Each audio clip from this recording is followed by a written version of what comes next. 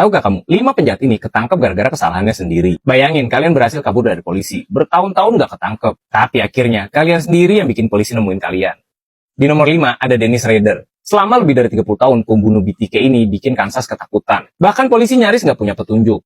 Sampai suatu hari, Rader malah ngirim floppy disk ke stasiun TV. Dia pikir nggak bakal kelacak. Tapi ternyata polisi berhasil menemukan data yang udah terhapus, tapi masih tersimpan di dalam disk itu. Dan data tersebut mengarah ke tempat Rader bekerja. Otomatis, game over. Nomor 4 ada Frank Abagnale. Dia terkenal sebagai penipu yang ulung. Bertahun-tahun, dia berhasil menyamar berbagai profesi dan melakukan penipuan di banyak negara. Tapi masalahnya, dia terus balik ke TKP. Sampai akhirnya aktivitasnya dilaporkan ke polisi Prancis. Dan dia ketangkep. Nomor 3 ada John List. Tahun 1971, dia ngebunuh keluarganya, lalu menghilang. Dan hampir 18 tahun gak ada yang tahu dia ada di mana. Dia bahkan memulai hidup baru dengan identitas yang berbeda. Sampai sebuah program TV menampilkan kasusnya. Ilustrasi wajahnya dibuat ulang. Dan seseorang mengenalinya. Akhirnya pelariannya selama 18 tahun berakhir.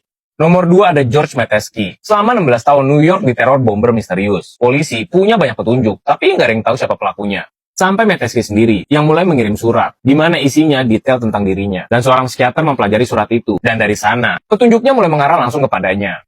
Dan yang paling gila ada di nomor 1, yaitu Jack Unterweger. Setelah menjalani hukuman karena pembunuhan, dia berubah menjadi penulis dan figur media yang terkenal.